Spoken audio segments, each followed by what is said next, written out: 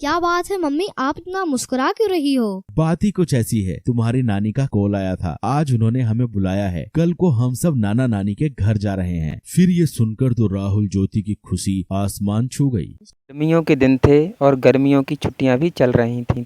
राहुल और ज्योति एक शाम दोनों अपने घर के बाहर खेल रहे थे। तभी उनकी मम्मी, राहुल ज्योति जरा इधर आओ जल्दी से। तभी राहुल और ज्योति अपने घर को चले आए।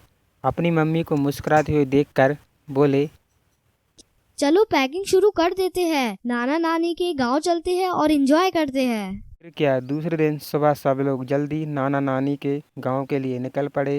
राहुल ज्योति के नानी का घर काफ़ी खूबसूरत और छोटा सा गांव था।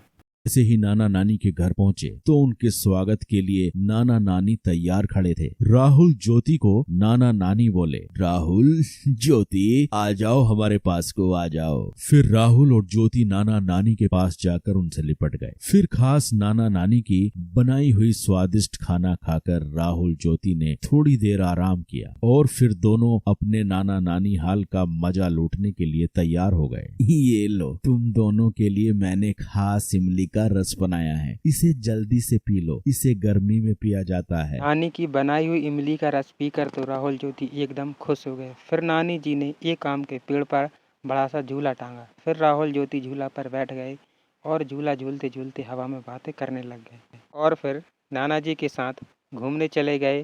फिर रात हो गई। राहुल ज्योति नानी जी के साथ रात के खाने के लिए फिर घूमकर घर लौट आए।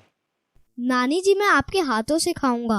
नानी मुझे भी खिलाओ ना। ये सुनकर नानी जी हंसने लगी। ठीक है, मैं तुम दोनों को अपने हाथों से खिलाती हूँ। फिर क्या, राहुल ज्योति ने नानी के हाथ से पेट भर कर खाना खाया और खाना खाने के बाद सब लोग सोने की तैयारी करने लगे और फिर राहुल ज्योति को गर्मी महसूस होने लगी। नानी जी, घर के अंदर कितनी गर्मी महसूस हो रही है, पंखा भी गर्म हवा फेंक रहा है, आपके घर में एसी भी नहीं है। हमें तो एसी की आदत है, अब तो हमें रात भर नींद नहीं आएगी। यह सुनकर नाना नानी के साथ सब लोग हंसने लगे। यह देखकर राहुल और ज्योति ज्यादा कंफ्यूज हो गए।